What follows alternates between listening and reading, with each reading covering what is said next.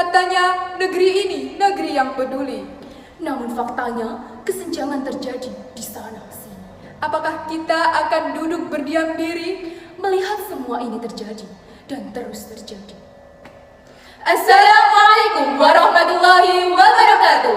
Perkenalkan, kami dari SMA Negeri 1 Barekan Ponorogo. dengan saya Intan Rahayu. Dan saya Nunung Mulyaningrum. Di sini kami akan mempresentasikan hasil karya esai kami yang berjudul Menjahit di Kalbu, menciptakan mesin jahit untuk tunanetra dengan kelola alat berbasis usaha. berkonsep idaman Gen Z.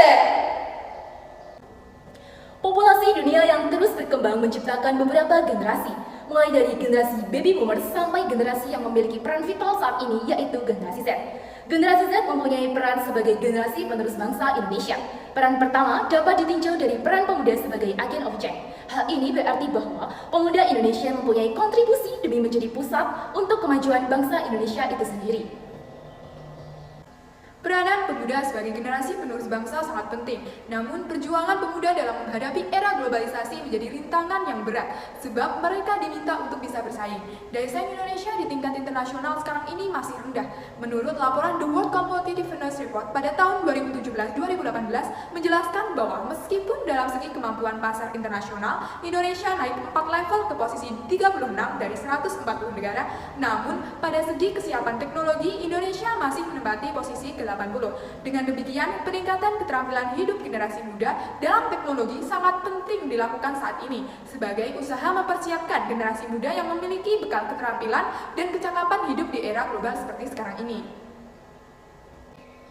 Di era Society 5.0 ini, masyarakat masih berpandangan negatif terhadap para penyandang tunanetra. Para penyandang tunanetra masih dianggap sebagai kelompok lemah yang masih belum bisa menekuni pekerjaan di bidang apapun. Hal ini berakibat kepada ketidakcukupan ruang bagi para penyandang tunanetra untuk bisa mengekspresikan potensi yang dimilikinya. Berdasarkan data dari Survei Ekonomi Nasional tahun 2018, total penyandang disabilitas di Indonesia sebanyak 30,38 juta jiwa. Sementara itu, menurut data dari WHO dan Bank Dunia pada tahun 2011, lebih dari 1 miliar orang atau 15% dari total penduduk dunia menyandang disabilitas. Menurut data Badan Pusat Statistik tahun 2020, jumlah penyandang disabilitas yang masuk usia kerja sebanyak 17,74 juta orang, sedangkan yang masuk dunia kerja hanya sebanyak 7,8 juta orang.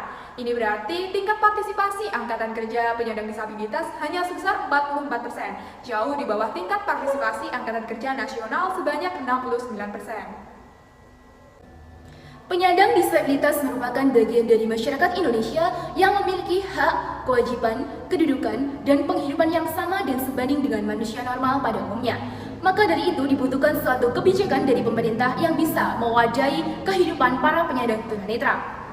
Terkait perlindungan dan pemenuhan hak difabel bagi para penyandang tunanetra untuk mendapatkan pekerjaan, maka pemerintah telah melakukan sejumlah cara. Di antaranya yaitu dikeluarkannya Undang-Undang Dasar Republik Indonesia Nomor 4 Tahun 1997 tentang penyandang cacat dan Peraturan Daerah-Daerah Istimewa Yogyakarta Nomor 4 Tahun 2012. Meskipun hak bagi para penyandang tunanetra telah diatur, namun mereka seringkali mendapatkan perlakuan yang diskriminatif.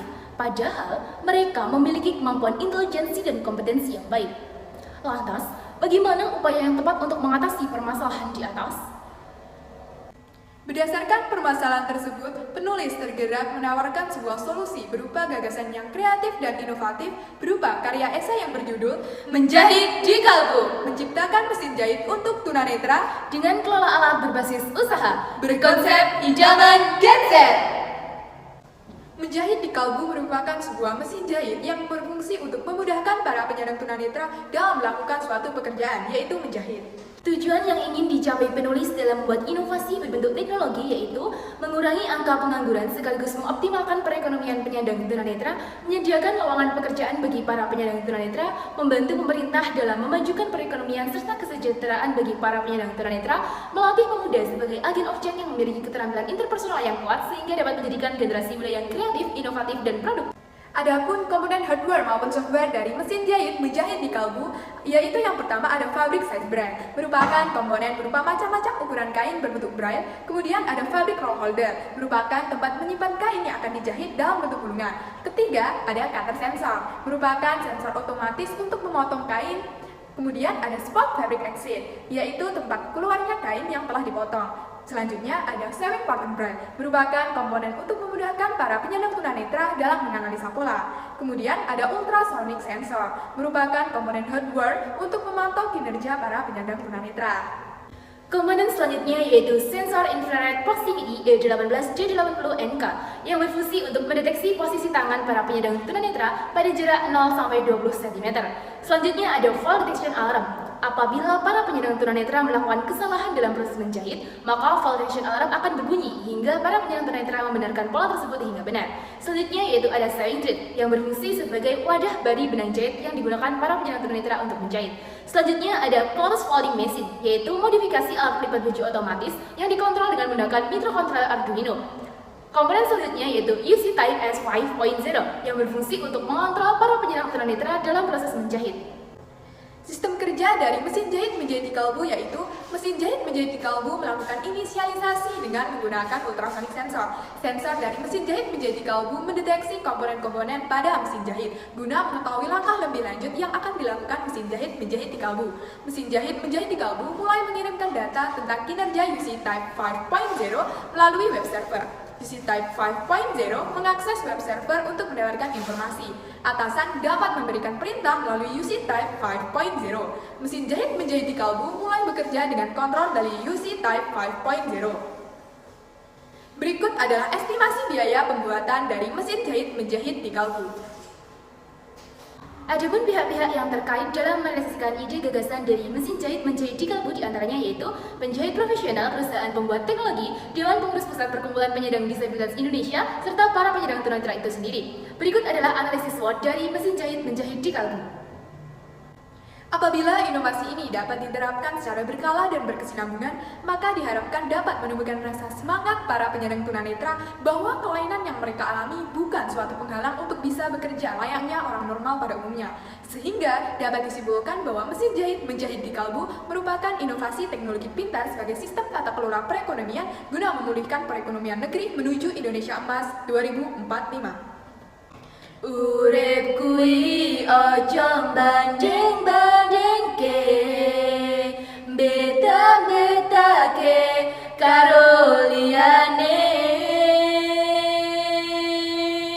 Merko aku lan kowe iku padha, makhluke Allah sing paling sempurna.